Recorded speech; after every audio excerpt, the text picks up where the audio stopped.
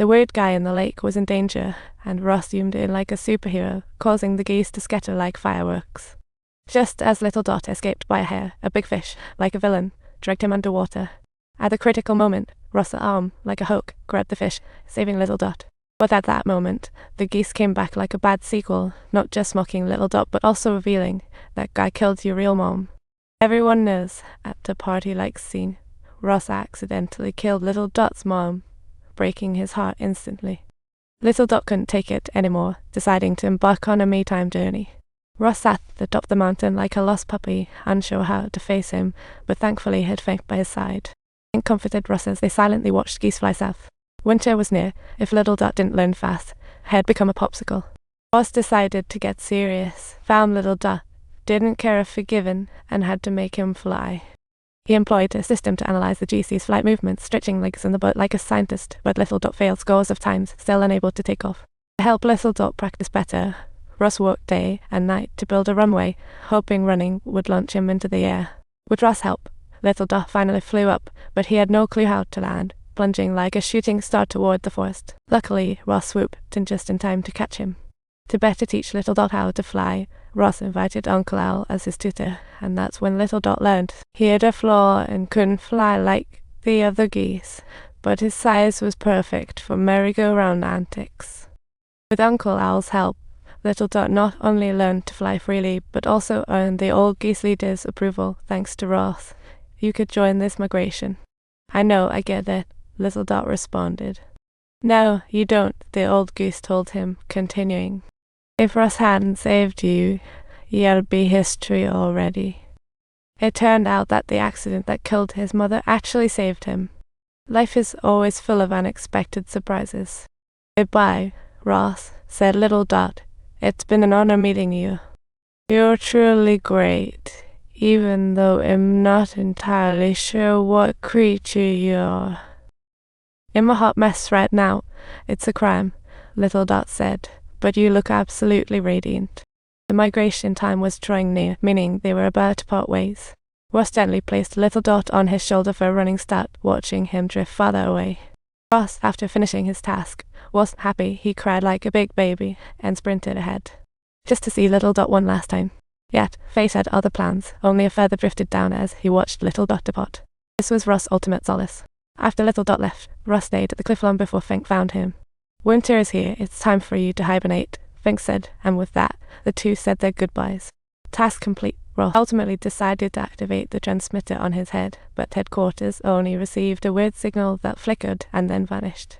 Meanwhile, Little Dot was on the migration path, flying and flying with the geese from day to night and from dawn to dusk. On his journey, he saw unseen sights, like a traveler tired yet happy. However, a sudden tornado blocked his way. Elder Yan led the flock to a smart farm shelter. Little Dot excitedly saw a familiar figure, thinking it Ross. The figure didn't recognize him at all and mistook him for an invader. Just then, more geese were spotted by Robot. Under headquarters order, they were seen as pests to be eliminated immediately. Amid the GC's chaos, Elder Yan hurried to find Little Dot. Order him to lead the team to break out. He's come around robots from growing up with Ross. Little Dot accepted. Smartly guided the group to flee. As success neared, a robot aimed at him. In crisis, Elder Yan blocked the shot with his body. Meanwhile, Ross returned to the shelter, uneasy, and wanted to wait for Little Dot before leaving. Unexpectedly, he found Fink frozen solid. It turned out this winter was exceptionally cold. Fink woke from hibernation in a tree hollow, and other animals likely couldn't survive it. Hearing animals were in danger, Ross acted immediately, strutting with Fink to find and save all near-frozen animals.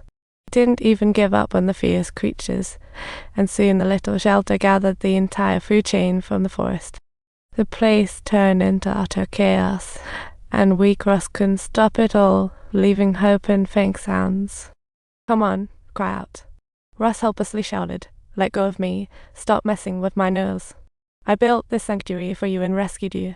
Even if I die, it's not your concern, the animals retorted, and Ross' insistence didn't enlighten them, but drained him completely. However, when animals learned Ross risked his life to save them, all were moved. Even proud Zongsheng spoke up, saying he wouldn't harm anyone before winter ends, cradling a nearby tadpole in his arms, creating a wondrous harmony. Witnessing the scene, all the animals laid down their grudges, choosing to unite and help one another like it was a warm reunion. At that moment, Ross drained his last bit of energy and powered down. As time passed, the forest finally shed its white winter coat and donned a bright green outfit. Under the sunlight, Ross powered back on, reawakening the life within. The first thing he did upon waking was sprint towards the returning flock of geese like a child, searching for Little Dot. At that moment, Little Dot not only gained the recognition of the geese, but also became one of the top leaders, finally finding his place. Seeing this, Ross, as the mother, finally breathed a sigh of relief. At that moment, Fink bounced over and excitedly embraced Little Dot. Little Dot also learned from Fink that Ross never left, always waiting for him. Little Dot excitedly sought his mom, but found no trace of Ross. Meanwhile, Ross stood alone on the runway, seeing sprouting obstacles evoke warm memories. Just then, a spaceship arrived, sent by headquarters to retrieve him, and Inspector Zhang Yu was astonished to discover Ross had reprogrammed his code.